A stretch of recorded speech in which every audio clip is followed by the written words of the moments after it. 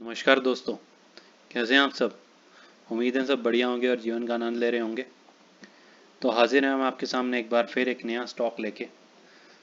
आज जिस स्टॉक के बारे में बात करते हैं अगेन वो एक फार्मा सेक्टर का स्टॉक है। हमने लास्ट टाइम अपने पहले फार्मा सेक्टर का स्टॉक डिस्कस किया था जो कि था ग्लेनमार्क फार्मा। आज हम कह सकते हैं उसी का ही एक छोटा भाई है जिसे कहते हैं ग्लेनमार्क लाइफ साइंसेज। हम उसके बारे में बात करना चाह रहे हैं। बेसिकली ग्लेनमार्क लाइफ साइंसेज आप समझ सकते हैं एक R&D फर्म है, रिसर्च एंड डेवलपमेंट, जो कि डिफरेंट डिफरेंट मेडिसिन्स को इन्वेंट करता है basically for Glenmark life sciences. Patent भी कराता है और नए नए बेसिकली नए नए मेडिसिन्स का आविष्कार करने में ये हेल्प करता है ग्लेनमार्क लाइफ साइंसेज की।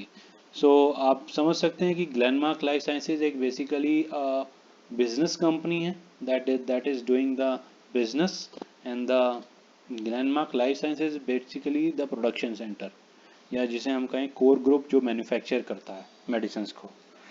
तो देखिए इसकी वेबसाइट में तो मैं इतना नहीं जाऊंगा क्योंकि आपको इसमें सब कुछ वही मिलेगा, रिकॉर्ड्स, रिवॉर्ड्स, रिकॉग्निशन और कौन कौन से मेडिसिन पेटेंट कराए, वही सारे प्रोडक्ट्स हैं जो Glenmark life sciences Glenmark pharma के लिए थे। बट इंस्टेड मैं इसमें ग्लेनमार्क लाइफ साइंसेज के फाइनेंशियल्स पे ज़्यादा एम्फेसाइज करूँगा, बिकॉज स्टॉक मार्केट में financials is one of the prominent thing, and business is itself अपने आप में ही एक कितना बड़ा बिजनेस है इनका, जो कि ग्लेनमार्क फार्मा में हमने डिस्कस ही किया। आते हैं हम इसके फाइनेंशियल्स पे।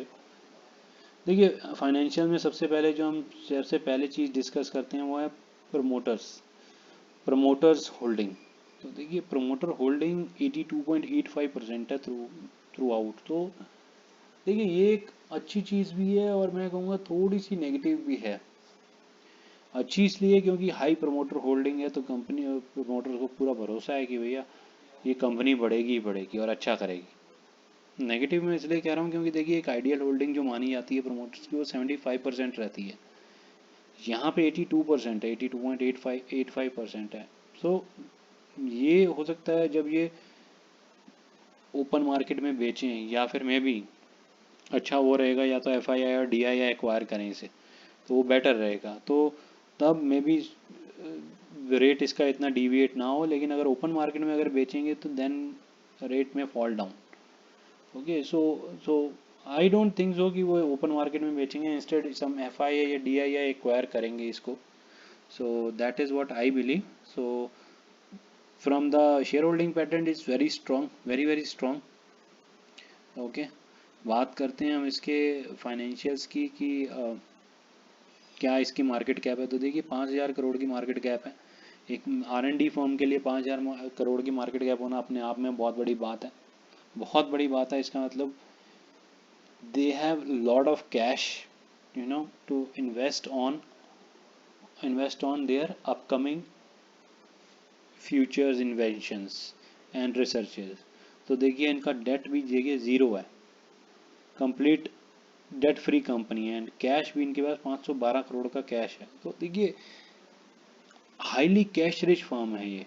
और आई डोंट थिंक सो इसमें कोई घाटा होने वाली बात है, क्योंकि ये देखिए आर एन डी कंपनी घाटे में तब जाती है जब या तो वो नई नई बनी हो, या फिर उसके प्रोडक्ट्स ना चल रहे हों, या फिर उसके साथ उसका कोई यू कैन से उसका बिजनेस पार्टनर नहीं है जो उसके R&D प्रोडक्ट्स को एक्वायर करे। तो यहाँ पे तीनों ही चीज़ें नहीं हैं, बेसिकली तीनों ही चीज़ें पॉजिटिव वे में है। पहली चीज़ तो इनके पास business partner that you can say Glenmark pharma है, जो कि throughout world renowned company है।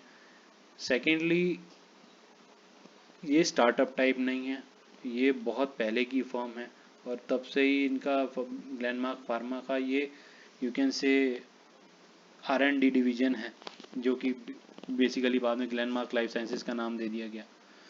सो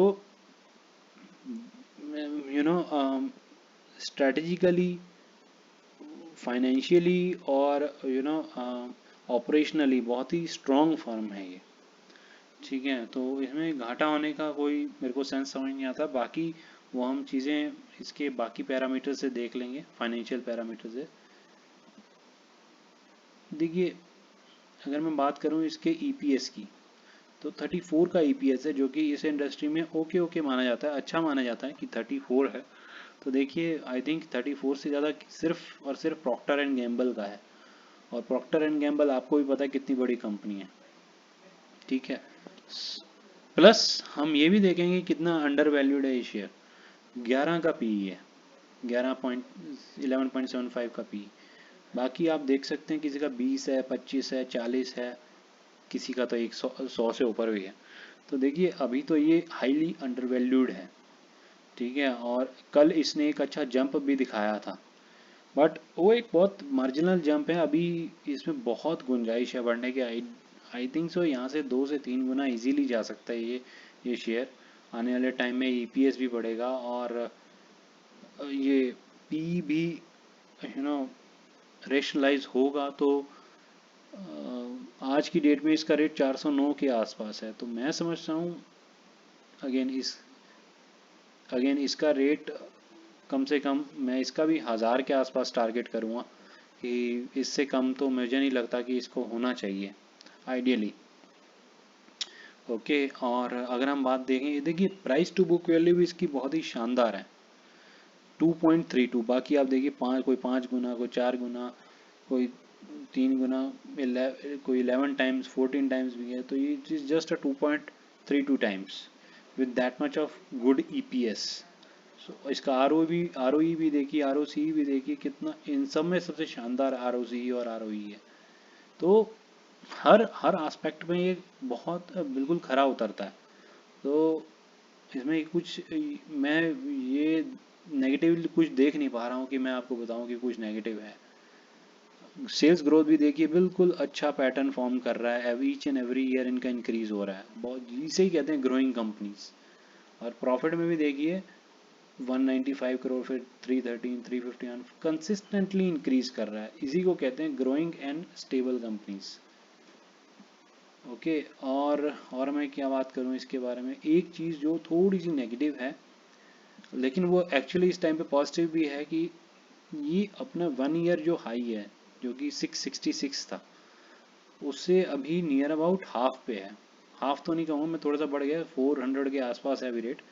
तो नियर अबाउट 40% डाउन है ये। तो मुझे नहीं लगता ये फर्दर और डाउन जाना चाहिए, ठीक है। अगर जाता भी है तो तब भी इसमें एवरेजिंग बनती है, क्योंकि ऑलरेडी जो इतनी स्टेबल फर्म है, वो अगर 40% डाउन हुई है तो वो वैल्यू इन्वेस्टमेंट है, और with P of just 11।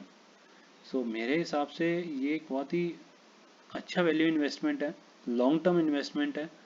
And मुझे नहीं लगता कुछ ऐसी चीज़ें हैं जो कि इसमें नेगेटिव मेरे को दिखाई दे रही हैं। थोड़ा सा मैं ये क्वार्टर रिजल्ट भी डिस्कस करना चाहूँगा, माफ़ कीजिएगा।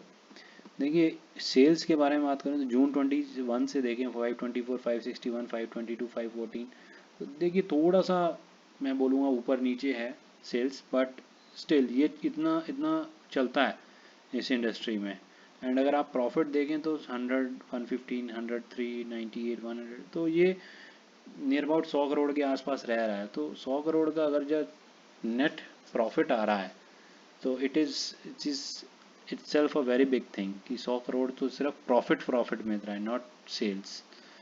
सो I think for a cash rich firm and that under valued company as of now, growing every year and year, मुझे बहुत अच्छा वैल्यू इन्वेस्टमेंट लगा फ्रॉम फार्मा सेक्टर।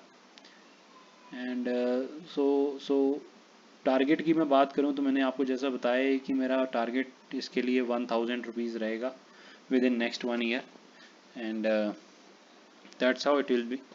सो अगर आपकी कोई क्वारीज हो, कोई क्वेश्चन हो, तो आप कमेंट सेक्शन में डाल के पूछ सकते हैं। सो आज मैं ये वीडियो यहीं समाप्त करना चाहूँगा। आपके और भी कोई अगर शेयर्स होते हैं या स्टॉक्स हैं जो आप पूछना चाहें, आप पूछ सकते हैं। अगर मेरे को लगेगा इट इज़ रियली उसके ऊपर वीडियो बनाया जाना चाहिए, तो I will definitely go for it. Else I'll answer you within that specific comment section only. तो आज के लिए धन्यवाद। थैंक यू दोस्तों।